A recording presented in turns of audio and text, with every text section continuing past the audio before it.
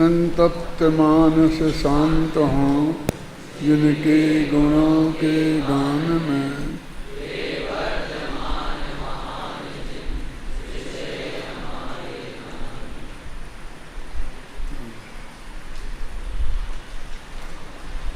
234वीं गाथा चलेगी ना,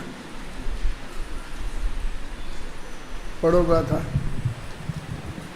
आगम चक्षु साहु इंद्रिय चक्षुणि सर्वभूतानि देवाय ओहि चक्षु सिद्धा पुण्य सर्वदो चक्षु साधु आगम चक्षु इंद्रिय चक्षु तो सब लोक है देव अवधि चक्षु अर सर्वात्म चक्षु सिद्ध है।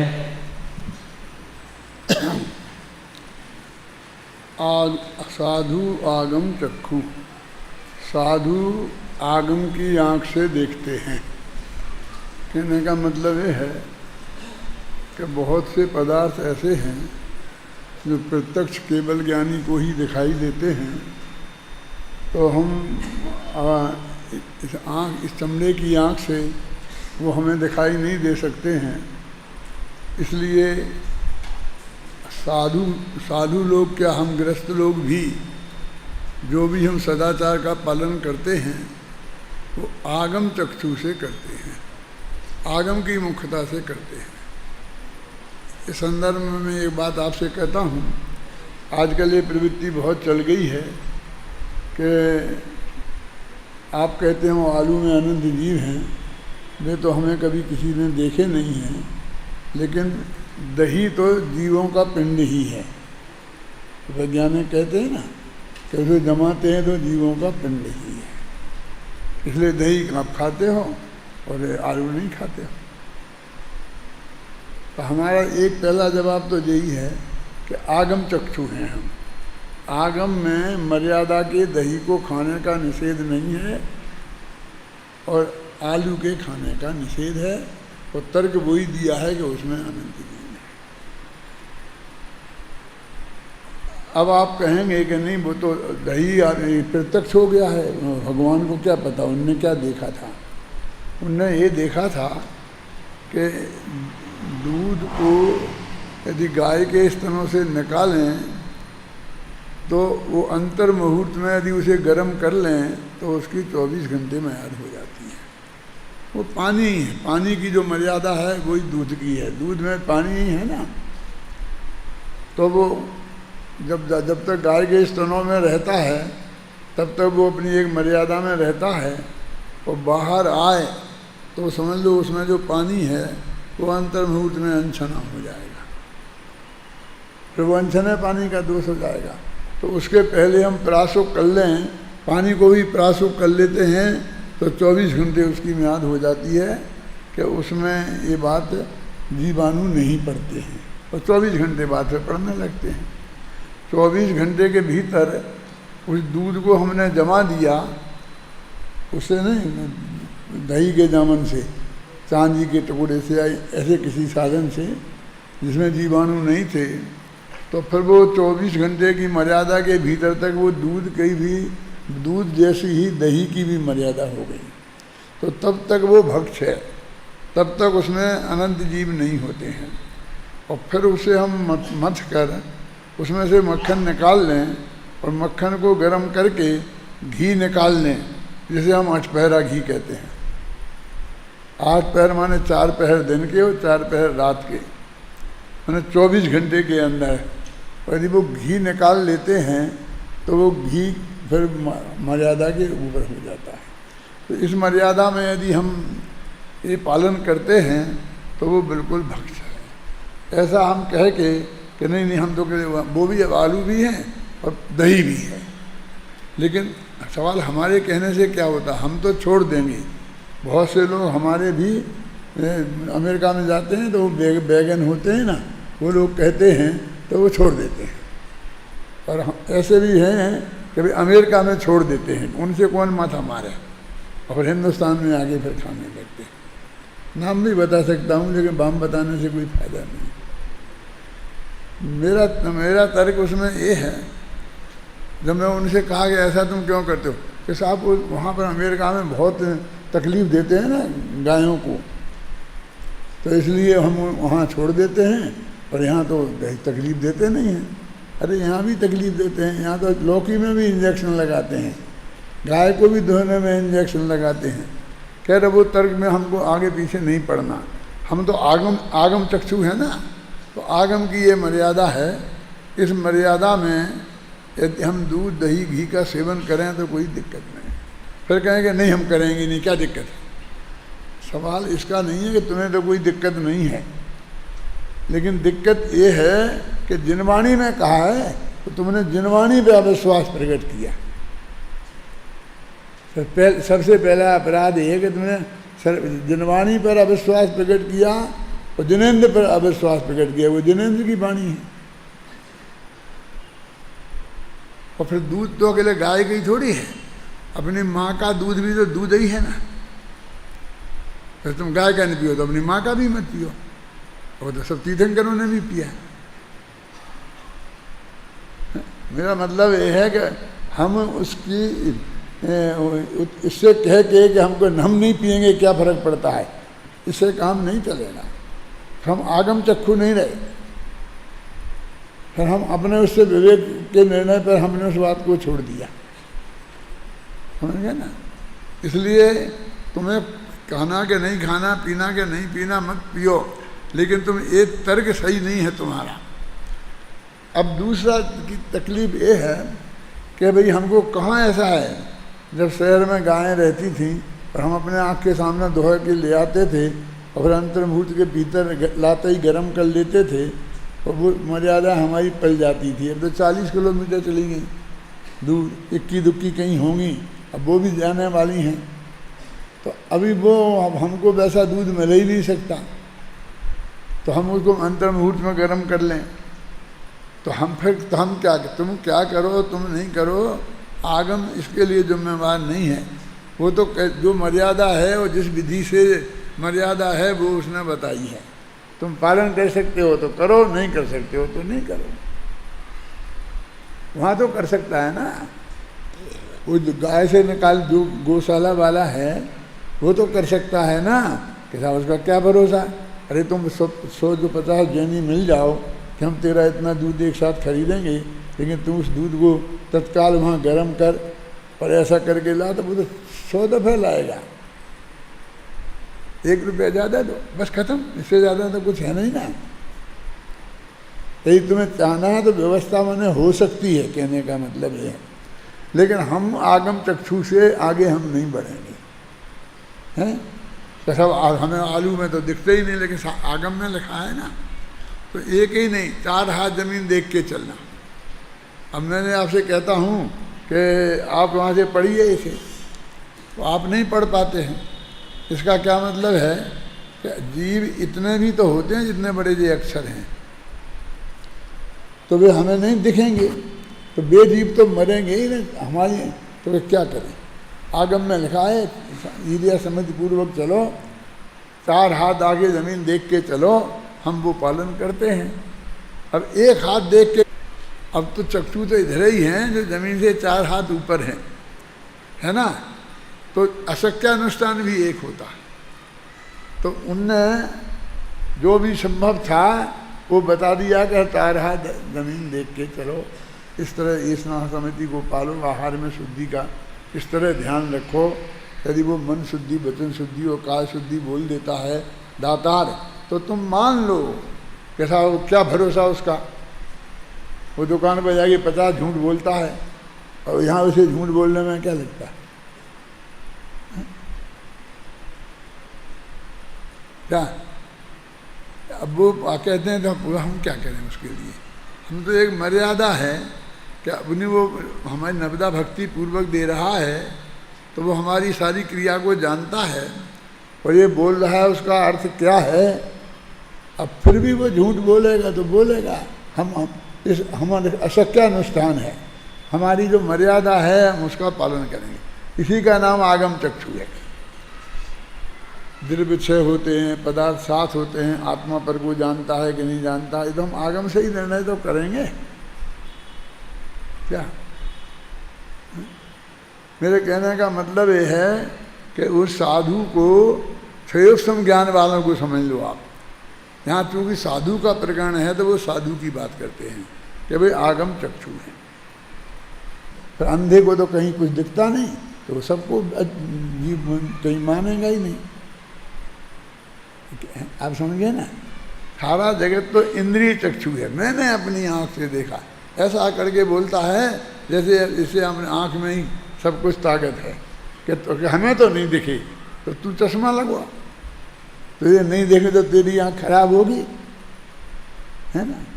मेरे कहने का अर्थ है कि सारा जगत इंद्रिय चक्षु है। अवधि ज्ञानी और मन पर ज्ञानी अवधि चक्षु वाले हैं, मन जो एक देश प्रत्यक्ष वाले हैं ना।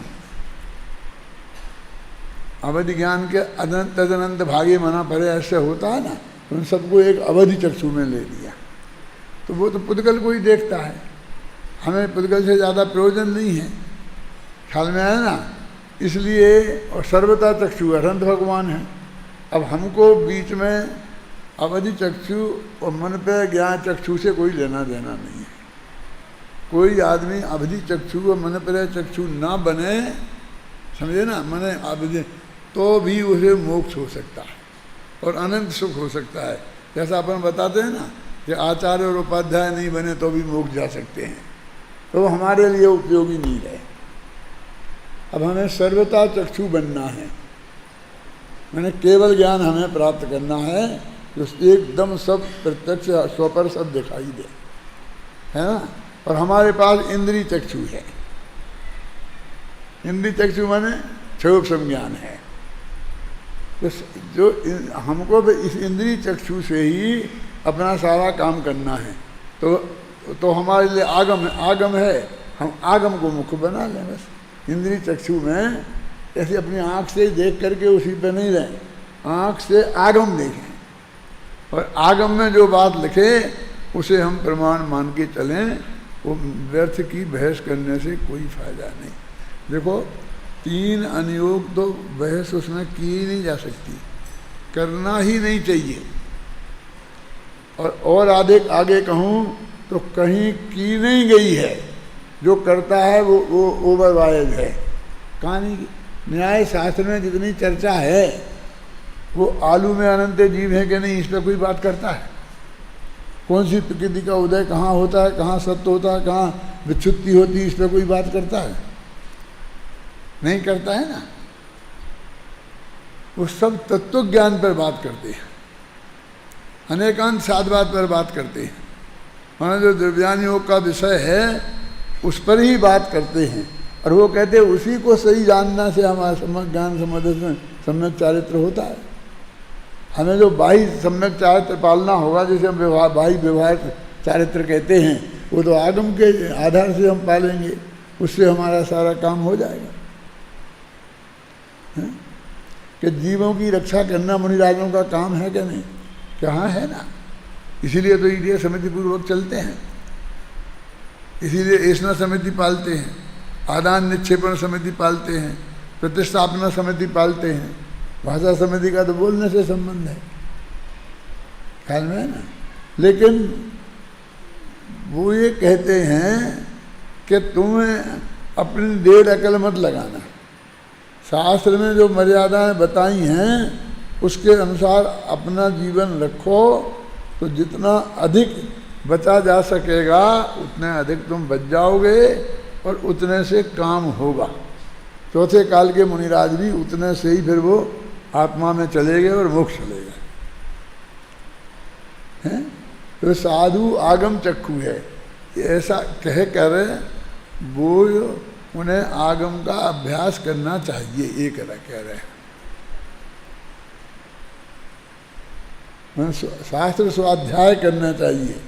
अब बहुत से लोग, जो मैंने कल बोला था ना एक बात, कि नहीं ज्ञानी के संयोग में कुछ नहीं हो सकता, आगम भागम से कुछ नहीं होता, बहुत पढ़ लिया ऐसे, जब तक ज्ञानी गुरु नहीं मिले और उसकी कृपा दृष्टि नहीं हो जाए, माने कृपा दृष्टि नहीं हो जाए फिर पैर दाबने से उसकी कृपा दृष्टि हो जाएगी, हैं?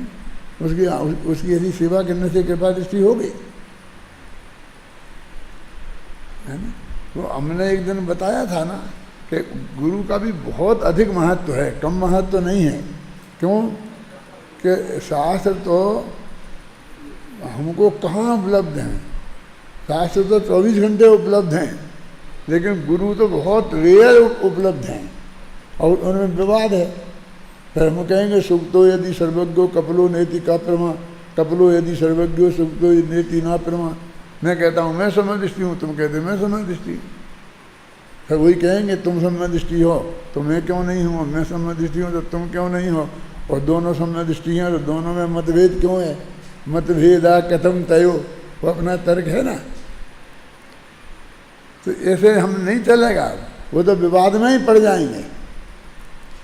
और आगम तो एक सुनिश्चित है, समय सार की गाथा तो नहीं पलट जाएगी, वो तो रहेगी ना। इसलिए यहाँ पर आगम के अभ्यास पर बहुत वजन दिया जा रहा है। ये शुरू की जितनी गाथाएं हैं मोक्ष मार्ग प्रज्ञापन की, अपना ये तीसरी या चौथी पढ़ रहे हैं, तो ये गाथा में, पिछली गाथाओं में भी आगम का स्वाध्याय करना चाहिए। ऐसा कहकर कि साधु आगम चक्षु होते हैं। साधुओं का प्रकरण है ना चरणान योग सूचक चूलिका में। क्यों कि उन्हें सर्वथा चक्षु बनना है। सर्वथा चक्षु माने सारी दुनिया को जानना है, सर्वांग से जानना है। जैसे अपन आँख से देखते हैं, कान से सुनते हैं, ऐसा नहीं है। आत्मा के असंख्य प्रदेश हैं, उस सर्वांग से सबको जानना है ना। सर्वतो चक्षु है ना, तो सर्वतो चक्षु हमें बनना है कि अकेले आत्मा को जानना है, पर को तो आत्मा जानते ही नहीं है। जब पूरी निर्मल पर्याय हो जाएगी तब तो फिर वो उसका जो कुछ असली स्वभाव होगा वो प्रकट हो जाएगा ना। यदि ये है कि आत्मा पर को नहीं जानता है तो फिर वो सर्वज्ञ भगवान तो नहीं जानेंगे गारंटी से। फिर उन्हें सर्वज्ञ क्यों कहते हो, अल्पज्ञ कहो ना। अब यहाँ एकदम स्पष्ट शब्दों में सर्वतो चक्षु लिखा है, और ये भी लिखा है कि सर्वतो चक्षु बनने के लिए हमें आगम चक्षु बनना चाहिए। अभी मैं पढ़ता हूँ टीका, बस बात तो जो उसमें कही है वो पूरी आ गई है ना। नहीं भी पढ़ूँ तो भी काम चलता है, लेकिन अब हम किताब लेके बैठे हैं तो पढ़ते ही हैं। प्रथम तो इस लोक में शुद्ध ज्ञानमय होने से सिद्ध भगवान ही सर्वतः चक्षु हैं, से सभी जीव इंद्रिय चक्षु हैं। माने इसका उसका मतलब हो गया साहिक ज्ञान वाले उन्हें अरहंत सिद्ध दोनों सर्वतो चक्षु हैं, और क्षयोपम ज्ञान वाले ये सारा जगत इंद्रिय चक्षु है। क्योंकि उन सभी की दृष्टि तो मूर्त पदार्थों में ही लग रही है, क्योंकि इंद्रियों से मूर्त पदार्थ ही जाने जाते हैं, अमूर्त आत्म पदार्थ जाने नहीं जाते हैं। देवगण सूक्ष्म मूर्त द्रव्यों को देखते जानते हैं अवधि ज्ञान से, इसलिए वे अवधि चक्षु कहे जाते हैं। तथापि वे मूर्त द्रव्यों को ही देखते जानते हैं, इसलिए एक प्रकार से वे इंद्रिय चक्षु ही हैं। अवधि चक्षु भी इंद्रिय चक्षु ही हैं। इस प्रकार ये सभी संसारी जीव मोह से उपहत ज्ञेय निष्ठ होने से ज्ञान निष्ठ शुद्धात्म संवेदन से सधने वाले सर्वथा चक्षु नहीं हो सकते। देखो ये इस प्रकार के बाद की जो भाषा है इस पर ध्यान दो। सभी संसारी जीव कैसे हैं, मोह से उपहत हैं, मोह से मारे हुए हैं। सभी संसारी जीव मोह के मार से घायल हैं, और इसलिए वे ज्ञेय निष्ठ हो गए। मैंने ज्ञेयों को जानना उनका काम है, वह ज्ञेयों के प्रति उनकी निष्ठा हो गई।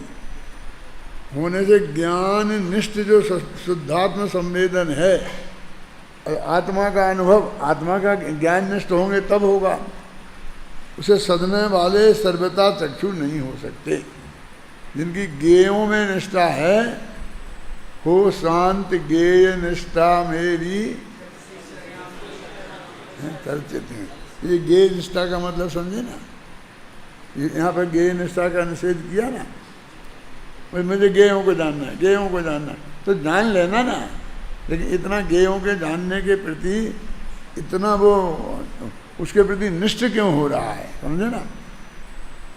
उक्त सर्वथा चक्षु बनने के लिए श्रवण आगम चक्षु होते हैं।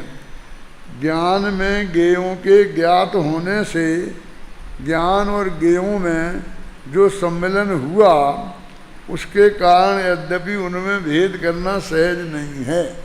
क्या कह रहे, ज्ञान गेयों को जानते हैं ना, तो अपन कभी कहते ज्ञान गेय में आ गए, कभी गेय ज्ञान में आ गए, ऐसा है ना इसी प्रवचन सार में है? गेय निष्ठ है, वो कौन से 23वीं गाथा है ना, 23वीं गाथा है, आदाडान प्रमाणम प्राणमणेय प्रमाणमोदिष्ठम प्रेयम लोकालोकम दिशाभ्यगयम। तो वहाँ ये बात आई है, वेद करना सहज नहीं है, अशक्य जैसा ही है। अब हम आँखों के भरोसे और स्वपर का भेद विभाग करना चाहें तो नहीं कर सकते। हमें ये देह अलग है और आत्मा अलग है, ये आँख से देख के निर्णय कर सकते। श्रवण आगम चक्षु से स्वपर विभाग करके महामोह को भेदते हुए परमात्म तत्व को प्राप्त कर ज्ञान निष्ठ ही रहते हैं। अतः मुमुक्षुओं को सब कुछ आगम चक्षु से ही देखना चाहिए। वहाँ तो मुनियों की बात चल रही थी, और यहाँ सब मुमुक्षुओं को कह दिया, तो मुमुक्षु हो कि नहीं। माने हम सबको आगम के प्रति पूरा पक्का विश्वास होना चाहिए। अब प्रयोजन पूरा सब कुछ तो हम नहीं जान सकते। आगम में जितना लिखा है वो भी तो हम जब वो कौन सा केवली होंगे ना, शुद्ध केवली, तभी जान पाएंगे ना, ख्याल में ही ना। तो हमें सब जानने की ज़रूरत भी नहीं है। जो प्रयोजनभूत तत्व हैं बस उतना ही हमें जानना ज़रूरत है। आगम में लिखा है कि देह जुदा है और आत्मा जुदा है, दोनों के बीच में वज्र अत्यंताभाव की वज्र की दीवार है, इसलिए कोई किसी का कुछ कर नहीं सकता है। और हम तो कहते हैं हमने तो करके देख लिया, तो देखो कर रहे ना, देखो कर रहे ना, मुर्दा नहीं कर पाता है, हम कर लेते हैं, ऐसे तर्क देते हैं आगम इंद्रिय चक्षु वाले तर्क। अरे तुझे एक आत्मा तो दिख ही नहीं रहा ना, आत्मा के असंग प्रदेश तो दिख ही नहीं रहे हैं, यदि सिर्फ पुद्गल के ही प्रदेश दिख रहे हैं ना। इस प्रकार हम देखते हैं कि इस गाथा का संपूर्ण बल आगम और परमागम के अभ्यास पर ही है, क्योंकि इंद्रिय ज्ञान, अवधि ज्ञान और मनःपर्यय ज्ञान से भी कुछ जानने में नहीं आता कि जो मुक्ति मार्ग की साधना में उपयोगी हो। मैंने वो नहीं जानने में आता है जो मुक्ति मार्ग की साधना में उपयोगी।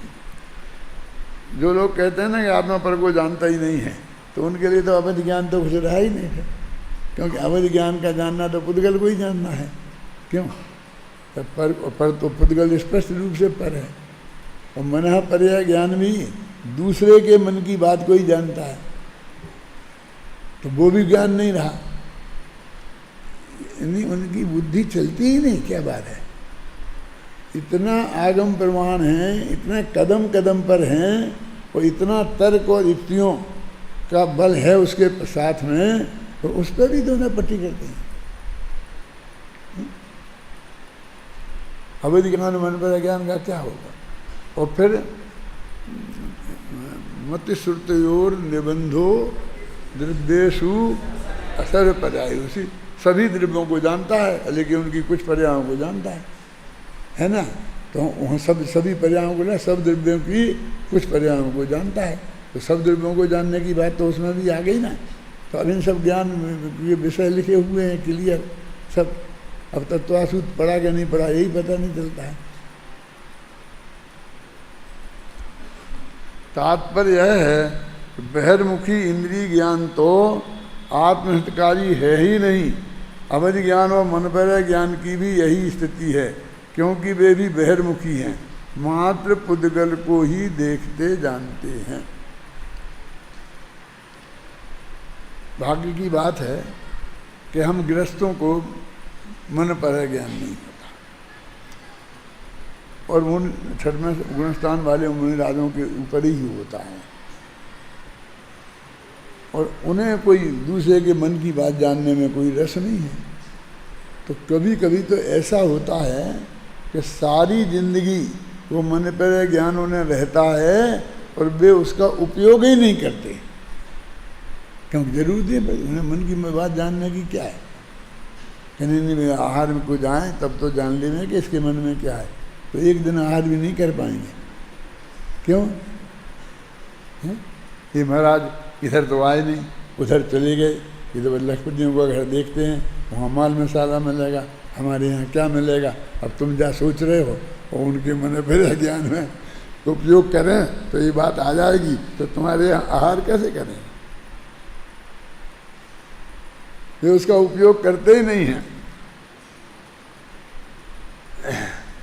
आगम के अभ्यास रूप श्रुत ज्ञान ही एकमात्र ऐसा ज्ञान है जो आत्महित में साधन बनता है। उसमें सहयोगी मति ज्ञान को भी इसमें शामिल कर सकते हैं। क्यों श्रुतम मति पूर्वम, है ना।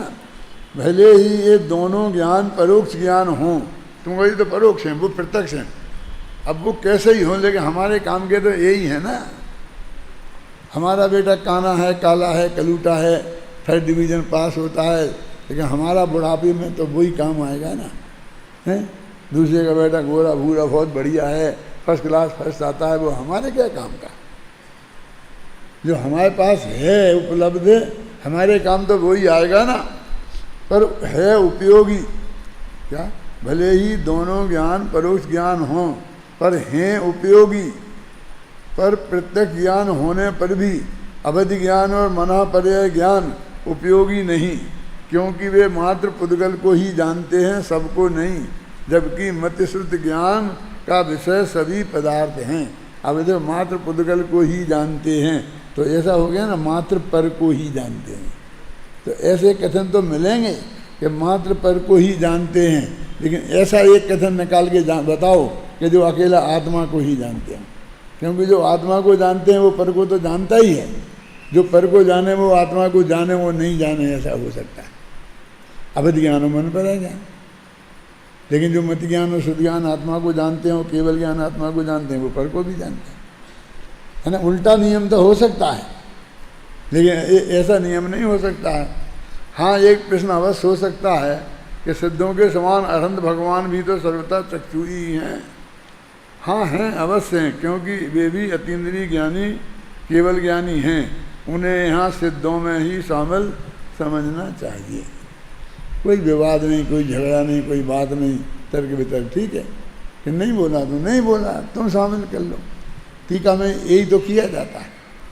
उन्होंने अकेला सिद्धों का कह दिया तो हमारा हम तो सिद्ध दोनों भी कह सकते हैं। विगत गाथा में कही बात का समर्थन इस गाथा में किया जा रहा है। कहा जा रहा है कि आगम चक्षु से भी सब कुछ दिखाई देता है। अभी पढ़ो भैया गाथा। ये आज 3 गाथाएं पढ़ाने का संकल्प लेके आया हूँ। 3 गाथाएं मुझे पूरी करनी है, पढ़ो। सब्बे आगम सिद्धा अत्था गुणपज्ज एहिं चितेहिं जाडन्ति आगमेण हि पेक्षिता तेवि ते समणा।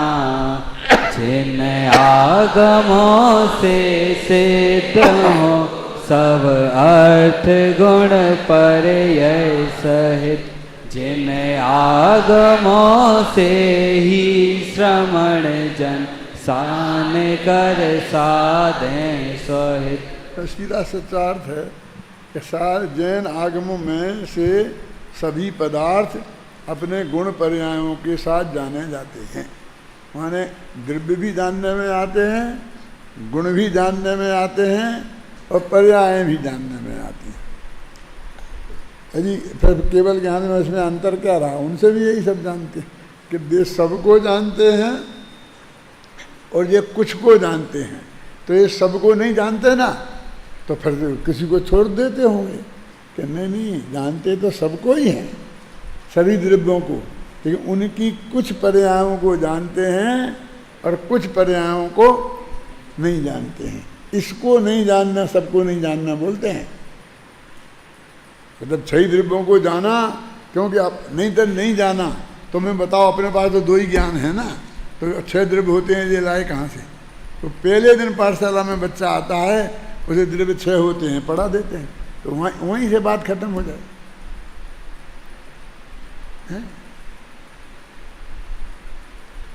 सभी द्रव्य आगम द्वारा जाने जाते हैं, क्योंकि सभी द्रव्य विशेष स्पष्ट तर्कणा से अवरुद्ध हैं। आगम से वे सभी द्रव्य विचित्र गुण पर्याय वाले प्रतीत होते हैं। विचित्र जानते किसे बोलते हो? चित्र किसे बोलते हैं?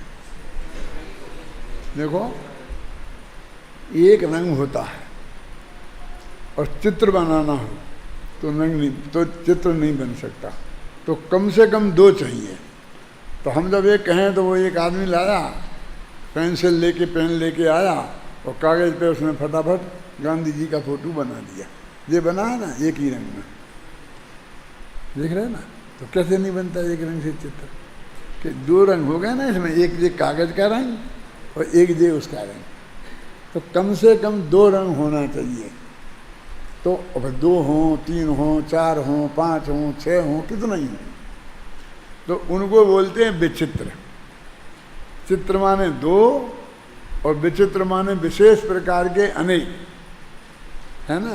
तो कहते विचित्र गुण पर्यायों सहित, क्योंकि जितने गुण द्रव्य हैं उनके उतने अनंत गुण हैं, उनकी एक एक गुण की पर्यायें हैं और द्रव्य पर्याय अलग हैं, वो गुण पर्याय अलग हैं, तो अनंतानंत है ना, प्रतीत होते हैं। क्योंकि सह प्रवृत्त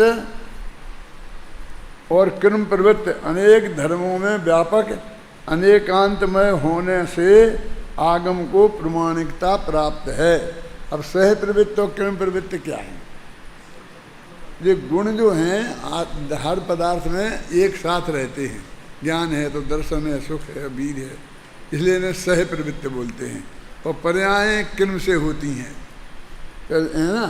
एक पर्याय है, दूसरी पर्याय, तो वो किन प्रवृत्त। तो सह प्रवृत्त और किन प्रवृत्त, और दोनों में अनेकांत है। अनेकांत मैंने अनंत सह प्रवृत्त पर्याय हैं और अनंत किन प्रवृत्त पर्याय, अनंत गुण हैं और अनंत पर्याय हैं। तो इन बात को जानने में आगम प्रमाण है, आगम को प्रमाणिकता प्राप्त है। इसलिए सभी पदार्थ आगम सिद्ध ही हैं। हम कहेंगे नहीं, हम तो अपने देख के ही निर्णय करेंगे, और प्रयोजनभूत तो हम देख के कर सकते हैं, अप्रयोजनभूत भले ही जाने नहीं जाने। नहीं, देखो तुमको कैसा प्रयोजनभूत तो अपना आत्मा ही है ना, तो अजीब पुद्गल को जाने नहीं जाने चलेगा? सम्यक दृष्टि को 6 द्रव्य के नाम नहीं, 6 द्रव्य नहीं जाने चलेगा? सब जानना ही चाहिए, लोक का स्वरूप उसके ख्याल में होना ही चाहिए। और इसमें भी अभी लिखा निकलेगा, और टोडरमल जी ने तो बहुत से लिखा है कि पहले ज्ञान होता है और फिर सम्यक दर्शन होता है। और कहते सम्यक दर्शन को तो पहले कहा है कि कहा होगा कि, लेकिन ये भी तो कहा है कि दोनों की उत्पत्ति एक साथ होती है। सम्यक साथ है ज्ञान हुए पे भिन्न आराधन, तो एक साथ उत्पत्ति होती है, तो वास्तव में तो ज्ञान की पहले होती है। वो तो सम्यक दर्शन होता है तो ज्ञान को सम्यकपना उसके साथ आता है, इसलिए साथ उत्पत्ति बोलते हैं। लेकिन वही बात ज्ञान तो उसमें पहले ही ले। जब भी तुम्हें सम्यक दर्शन होगा तो कहते हमें अंदर आत्मा का दर्शन होगा, तब सम्यक दर्शन होगा। अरे इस संयोग ज्ञान में आत्मा का दर्शन होगा ही नहीं। ये आगम से तूने जाना है, इससे ही काम चलना है। टोडरमल जी ने लिखा है, रहस्यपूर्ण चिट्ठी में बताया था, याद है कि मति इससे जाना, फिर उससे जाना, फिर परोक्ष ज्ञान से जाना, तो उससे उसको उसमें परिणाम मंगन करता है। लिखा कि नहीं लिखा? और इतना लिखा अंत में एक पंक्ति में कि जब वो अनुभव में चला जाता है तो लौट के बाहर आता है तो कुछ नया जान के नहीं आता। तो जो पहले आगम से जाना था वही जाना है। मैं देखते हैं वो तो सील लगती है। जैसे कोई कानून बनता है लोकसभा में, राज्यसभा में पास हो जाए और फिर वो प्रधानमंत्री लिखकर कि ये पास हो गया है कानून, आप इस पर हस्ताक्षर कर दो, तो वो हस्ताक्षर कर दे राष्ट्रपति, तब वो कानून बनता है। तब तक वो बिल है। बिल माने इच्छा है, माने जनता की इच्छा ये है, क्योंकि हम लोकसभा में पास किया है ना, और लोकसभा के लोग जनता के प्रतिनिधि हैं। तो बिल किसका है? बिल माने इच्छा किसकी है? जनता ने। अब वो उसको लगता है कि नहीं ये जनता की इच्छा है, लेकिन हमारी समझ में नहीं आता, जनता के हित में नहीं है। राष्ट्रपति को ऐसा लगे तो क्या करे? वो वापस भेज सकता है, तो फिर जो दोबारा पास कर दें तो फिर एक बार फिर वापस भेज सकता है, फिर लोकसभा राज्यसभा दोबारा पास कर दें तीसरी दफे, तो 3 दफे भेज सकता है। लेकिन चौथी दफे पास करके भेजें तो उसे साइन करने ही पड़ेंगे। तो आप कहें नाटक जैसा नहीं लगता है कि जब इनने पहले पास कर ही दिया है तो उसका मतलब बहुमत तो इनके हाथ में है ही, तो ये दोबारा भी पास कर देंगे और तिबारा भी पास कर देंगे, तो फिर उसको वापस भेजने का अर्थ क्या है? लेकिन तुमको उसका अंदाज़ा नहीं है, तुम नेता नहीं हो ना। एक दफे राष्ट्रपति वापस भेज देवे तो दोबारा किसी प्रधानमंत्री की हिम्मत नहीं है कि फिर दोबारा पास करा करके और वो राष्ट्रपति को दोबारा भेजे कि आप तो साइन करो, हमने दोबारा पास कर दिया। नहीं, सारा देश विरुद्ध हो जाता है कि राष्ट्रपति ने वापस भेज दिया था, तो जो 2 बहुमत से पास हो गया था ना, वे सब शेर हो जाते हैं कि ये आदेश के हित में नहीं है। ख्याल में है ना? तो फिर वो दोबारा पास कराना भी मुश्किल होता है। और वो कहता है कि नहीं, हम ये विरोध सिद्ध नहीं करना चाहते हैं कि हम राष्ट्रपति के विरोधी हैं। क्या? फिर वो उस बिल को रिजेक्ट ही कर देते हैं। इसलिए वो ताकत छोटी ताकत नहीं है कि देने को तो ऐसी दिखती है कि वो उसे तो झक मार के करना ही पड़ेगा, ऐसी मजबूरी दिखती है, लेकिन उस मजबूरी में बहुत ताकत है। क्या? शायद ही किसी, हाँ वो एक ऐसा होता है कि कोई छोटी सी बात वो बताए कि इसको इतना परिवर्तित कर के तुम भेज दो तो मैं साइन कर दूंगा। ये बात अच्छी नहीं लग रही मुझे, मान लो वो ये कहे, इनने कहा कि हम ये सबको एक एक्सीडेंट हो जाएगा तो हमको 1 लाख रुपया देंगे, तो वो कहेंगे नहीं 1 लाख तो कम होते हैं, 2 लाख कर दो और फिर पास करा के भेज दो, तो वो कर देगा। आप समझ गए ना? आपकी कोई साधारण मतलब करेक्शन बताए तो वो तो कर देगा, लेकिन कोई ऐसा बड़ा करेक्शन बताए कि जैसे बिल की आत्मा ही खत्म होती है ना, तो नहीं कर सकता। तो ऐसे ही श्रद्धा गुण है। वो श्रद्धा अंदर में जाके अनुभव में तो एक सील लगती है, बाकी सारा निर्णय ज्ञान में होना है, और ज्ञान आगम ज्ञान से होना है। इसलिए आगम का ज्ञान बहुत प्रमुख हो गया, समझ गए? इसमें जो अपनी 4-5 गाथाएं हुई हैं उसमें क्या निष्कर्ष निकला अभी तक? आगम का ज्ञान बहुत मजबूत है। देखो ये हो गया, पूरा हो गया। कर्म प्रवृत्त धर्मों से व्यापक अनेकांतमय होने से आगम को प्रमाणिकता प्राप्त है, इसलिए सभी पदार्थ आगम सिद्ध ही हैं। वे सभी पदार्थ श्रवणों को स्वयमेव ही ज्ञेयभूत होते हैं, क्योंकि श्रवण विचित्र गुण पर्याय वाले सभी द्रव्यों में व्यापक अनेकांतात्मक श्रुत ज्ञानोपयोग रूप होकर परिणमित होते हैं। उनका ज्ञान ऐसा है कि वो उनमें सब जानने की सामर्थ्य है और उससे वो सब जानते हैं। तात्पर्य यह है कि आगम चक्षुओं से सभी कुछ भी अदृश्य नहीं है, अगम्य नहीं है। जितना जानना है मोक्ष मार्ग के लिए वो सब जाना जाता है। माने हमारे पास कितना ही कम ज्ञान हो, आगम ज्ञान है, जो भी आगम हमें उपलब्ध है, तो उसके आधार पर हमारा प्रयोजन सिद्ध हो सकता है, उतनी सामर्थ्य उसमें है। और वो आगम ज्ञान ही है, इंद्रिय ज्ञान नहीं है और दूसरे ज्ञान नहीं है।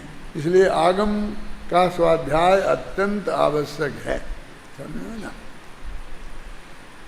उक्त संपूर्ण कथन का सार यह है कि आगम और परमागम के अभ्यास से सभी पदार्थों को जाना जा सकता है, अतः श्रवणजन आगम चक्षु होते हैं। आगम चक्षु साहू कहा था ना, उसका निष्कर्ष निकाला है। अब विगत गाथाओं में आगम ज्ञान की प्रतिष्ठा स्थापित करने के उपरांत अब इस गाथा में यह समझाते हैं कि आगम ज्ञान पूर्वक तत्व श्रद्धान और ज्ञान श्रद्धान पूर्वक संयम, इस प्रकार ज्ञान श्रद्धान और संयम की एकता ही मोक्ष मार्ग है। आ गया ना जो मैंने कहा था, क्या? आगम ज्ञान पूर्वक तत्व श्रद्धान, तो ज्ञान पहले आ गया ना, यानी सम्यक दर्शन होने के पहले आगम से तुम्हें भगवान आत्मा का स्वरूप जानना पड़ेगा। इसलिए देशनालब्धि बहुत महत्वपूर्ण हो जाती है। वो देशनालब्धि अकेले गुरु के उपदेश से ही नहीं होती है, आगम से भी होती है। मगर वो मूल जो वस्तु है वो आगम के जो माध्यम से सर्वज्ञ भगवान ने बताई है, वो हमारे ज्ञान में अत्यंत स्पष्ट होनी चाहिए। चलो पढ़ो ये गाथा 236 में। आगम पुब्बादिट्ठी न भवति जस्से संयमो तस् नत्थीति भणति सुत्तम असंजतो होति किद समणो जिनागम अनुसार जिनकी दृष्टि ना वे असंयमी, यह जिनागम का कथन है वे श्रवण कैसे हो सके। जिनागम के अनुसार जिसकी दृष्टि नहीं है वे श्रवण असंयमी ही हैं।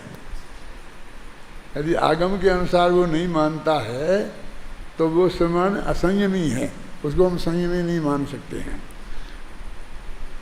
और जब जिनागम के कथन कोई नहीं मानता है तो श्रवण कैसे हो सकता है, वो कहते हैं, है ना। इस लोक में जिसकी आगम पूर्वक दृष्टि नहीं है उसके संयम भी नहीं हो सकता, ऐसा सूत्र में कहा है।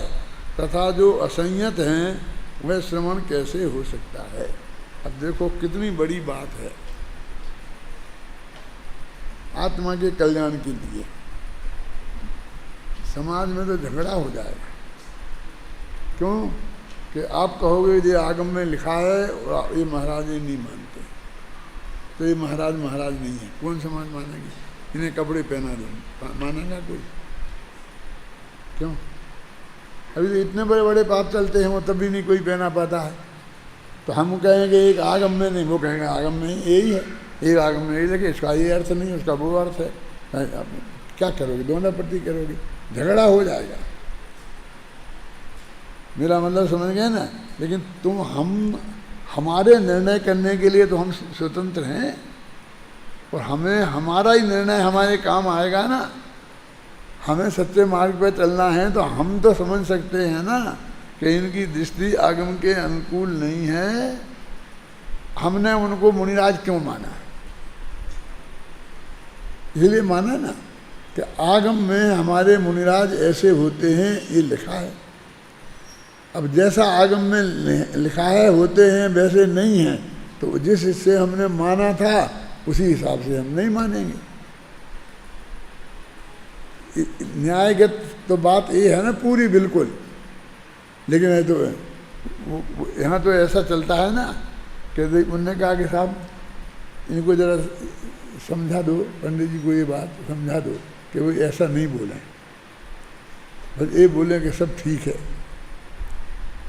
कैसे बोलूँ, शास्त्र में तो लिखा नहीं है। तो दूसरा आया कि इनका काम नहीं है ये समझाना, हमसे कहो हम समझाएंगे। चलो पंडित जी जरा अंदर, और 2 चांटा लगाए, बोलोगे कि नहीं बोलोगे? क्यों? तो आजकल तो ऐसे समझाया जाता है। हम क्या कहें, मतलब चांटे की बात नहीं है, किसी भी तरीके का दबाव डालें, हम तुम्हारी नौकरी छुटवा देंगे, हम तुम्हें ऐसा तुम्हारे विरुद्ध केस बना देंगे और तुम्हें जेल में भिजवा देंगे, 50 मुकदमे तुम पे लगवा देंगे। क्यों? क्योंकि एक सरकार आती है तो वो सब महाअपराधी हो जाता है और जमानत भी नहीं मिलती है उसे, और तिहाड़ की जेल में काटना पड़ता है। और दूसरी सरकार आती है तो फिर उसे सम्मान पूर्वक वो बन जाता है। ये जो आपके गृह मंत्री हैं ना अभी, ये खुद भी जेल में थे एक दिन, और जो अभी जेल में है वे पहले गृह मंत्री थे। किसी ने पूछा था, पत्रकार ने, किसी ने, कि ये कितने दिन जेल में रहेंगे, कि जितने दिन अमित शाह रहे थे उतने दिन रहे। अरे सारे देश को ये मालूम पड़ गया तो अब वे हैं कि नहीं है, क्या मतलब रह गया, बोलिए आप। इसलिए कह रहा हूं कि इसका उपयोग अपने आत्म कल्याण के लिए ही करना है। किसी को ये श्रवण है कि नहीं है, सच्चे झूठे, इस चक्कर में नहीं पड़ना। आगे समझे ना। और फिर ये आगम में लिखा है और एक अत्यंत विनय पूर्वक आप प्रतिपादन इसका होगा तो जिसको समझना होगा समझ जाएगा, और जिसे नहीं समझना है वो नहीं समझेगा, वो क्या करेंगे। देखो सुनो, जो जीव शादवादमयी आगम ज्ञान पूर्वक होने वाली तत्वार्थ सिद्धांत लक्षण वाली दृष्टि, आवागे तत्वार्थ सिद्धांत ये दृष्टि का लक्षण, और वो कौन सी, आगम ज्ञान पूर्वक। आगम ज्ञान के विरुद्ध हो तो नहीं चलेगा। से शून्य है उसके संयम ही सिद्ध नहीं होता, क्योंकि स्वपर के विभाग के अभाव के कारण काया और कसायों से साथ एकता के अध्यवसायी वे जीव विषयों की अभिलाषा का निरोध नहीं होने से छह काय के जीवों के हिंसक होकर सब ओर से प्रवृत्ति करते हैं, इसलिए उनका सर्वथा निर्वृत्ति का अभाव है। अब देखो ये कि मिथ्यात्व बंध का कारण नहीं है, मान लो अब एक बात एक कही, अब ये तो हाथ पे रखे आंवले के समान स्पष्ट है कि नहीं। क्योंकि अपने तत्वासूत्र में है ना, मिथ्या अवरति प्रमाद कसाय योगा बंध हेतुवा, कि बंध के हेतु में सबसे पहले मिथ्यात्व का नाम है। क्लियर लिखा कि नहीं लिखा, तत्वासूत्र का सूत्र, फिर सर्वा सिद्धि में, राजवार्तिक में, श्लोक वार्तिक में, सब टीकाओं में होगा क्या नहीं होगा है? अब इस पे कहाँ बहस की गुंजाइश है?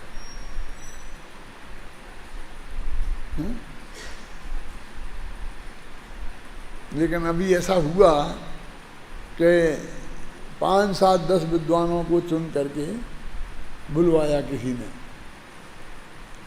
उन भाग्य से वीर सागर को भी बुलाया, क्योंकि वे विद्यानंद जी के पास रहते थे तो उनको भी मुनि भगत समझा गया, समझे ना। तो उनको बुलाया और वहाँ जाकर के 10-15 चीज़ें लिख के रखी थी और इनने सुना दी कि ये सब आप इनका समर्थन करो, बस ऑर्डर दे दिया। तो इनकी कैसे करें समर्थन, ये तो बिल्कुल आगम के विरुद्ध है। अब जिसने की जितनी हिम्मत पड़ी उसने कही कि नहीं वो तो सही है, उसमें अभी तुमसे बहस नहीं करनी है, बस तुम तो इसको सिद्ध करोगे, तुमको इसके लिए बुलाया है कि सिद्ध करो। क्या करें बोलो। अब सबकी तो हिम्मत है नहीं, इसमें से आधे से ज़्यादा ऐसे लोग कहने लगते कि हाँ ठीक है, वो बंद नहीं होता, फलाना नहीं होता। क्यों, कौन लिखा है ना, टोडरमल जी ने लिखा है कि जिन्हें बंध नहीं करना हो वे कसाय नहीं करे। देखो लिखा ना, तो कसाय बंध का लिखा, मिथ्या तो नहीं लिखा उनने। लेकिन वो कसाय शब्द का अर्थ वहाँ पर मिथ्यात्व, अवरति, प्रमाद और कसाय चारों हैं। कसायांत, कसाय है अंत में जिनके, माने ऐसे एक आध वाक्य कहीं किसी कारण से लिखे गए, उनको पकड़ के कि देखो ये आगम है, हैं? और 1000 जगह वो आगम है। जैसे ऐसे ही तो ये है और ऐसे ही वो पर को नहीं जानने वाला है। 1000 जगह लिखा तो उसको तो नहीं, एक आध जगह लिखा और वो भी लिखा कि भाई निश्चय नहीं से आत्मा पर को नहीं जानता है, क्योंकि तन्मय होके नहीं जानता है। तो एक वाक्य पकड़ करके बस बैठ गए और कहने लगे देखो ये लिखा है, देखो लिखा है। और वो तो व्यवहार है, वो व्यवहार तो झूठा होता है।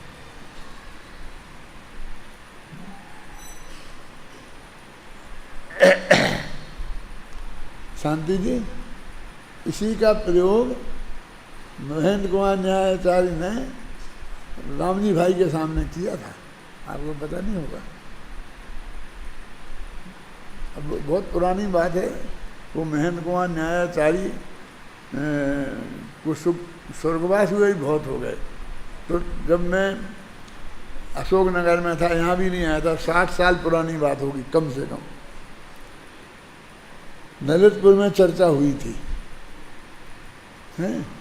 तो जब चर्चा हुई तो वो यही कहते थे कि नियम सार में लिखा है कि आत्मा पर को नहीं जानता है, स्व को जानता है, पर को व्यवहार से जानता है, और व्यवहार अभूतार्थ है, ये समय सार में लिखा है, इसलिए पर को जानता ही नहीं। वो सर्वज्ञता की, वो क्रमबद्ध पर्याय में सर्वज्ञता सिद्ध करनी थी, तो सबको जानता ही नहीं है।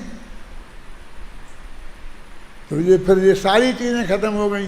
ये महावीर का जी महादीच होगा और ये होगा और वे हो, सबकी छुट्टी एक साथ। और सबसे बड़े विद्वान माने जाते थे जैन समाज में।